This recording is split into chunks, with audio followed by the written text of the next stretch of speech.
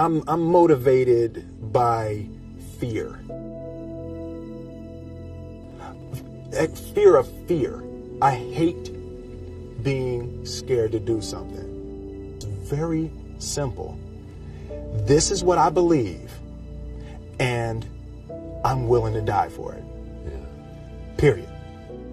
You can't be scared to die for the truth. The truth is the only thing that's ever going to be constant. And you can't fear what might happen to you if you were to tell the truth. Because what happens to you if you don't tell the truth is worse than telling the truth will ever be. The first step before anybody else in the world believes it is you have to believe it. There's no reason to have a plan B because it distracts from plan A. And I think psychologically, the advantage that gives me over a lot of people that I have been in competition with in different situations is it's difficult to take the first step when you look how big the task is. The task is never huge to me. It's always one brick. I believe, and I learned very young, that you don't try to build a wall. You don't set out to build a wall. You don't say, I'm going to build the biggest, baddest, greatest wall that's ever been built.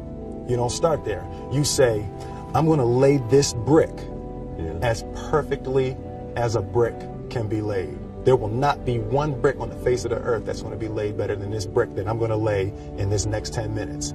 Yeah. And you do that every single day. And soon you have a wall. And soon you have a wall.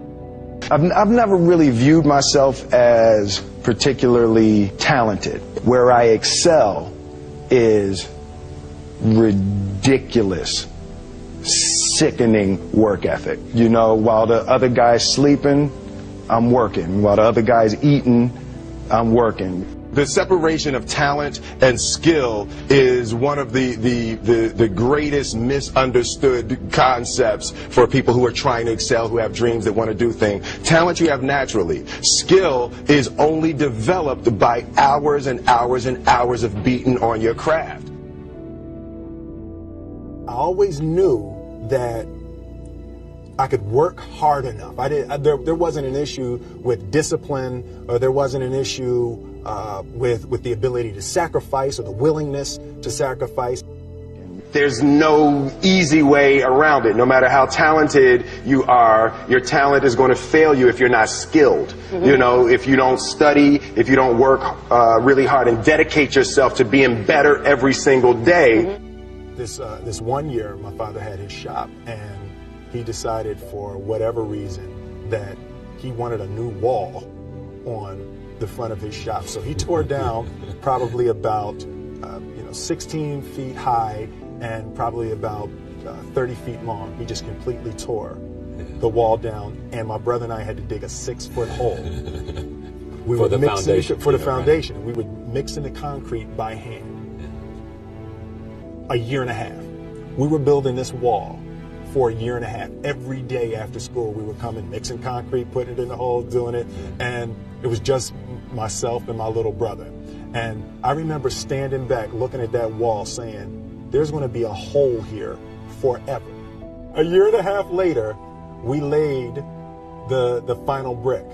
And my father stood back with my brother and I know he planned this. He says he didn't, but I know he had been planning this and writing this for his for the past 2 years. But we stood back, we looked at the wall, and he looked at me and my brother and said, "Don't y'all never tell me that you can't do something," and walked into the shop. As a child, my parents always told me you could be whatever you want to be, you could do whatever you want to do.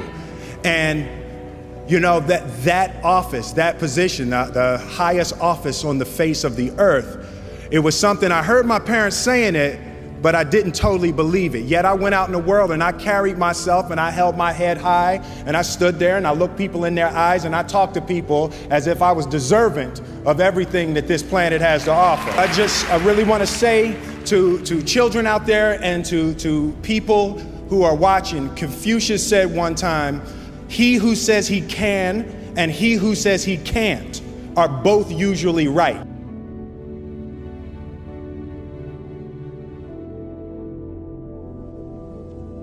having the opportunity to study greatness. Anytime you have that opportunity, there are certain intricacies that will make clear who you are. It becomes that much more clear who you are. The definition of who I am is very clear to me, and it also redefines who I want to be. In that I know for a fact that I'm stronger than I thought I was. You know, you can't help but ask yourself the question, what would I do if I was in Muhammad Ali's shoes? I'm not the best at anything. You know what I mean? Eddie Murphy is funnier than I'll ever be. Denzel is more powerful than I'll ever be. I think that my strength is I can do everything well. You know, I can do a little bit of everything, and that's what I concentrate on to be my strength. I'll never be able to compete with Denzel. I enjoy connecting with people and ideas, and you know, I have a mission statement. So every year for probably the past 10 years, I've worked out a mission statement for myself.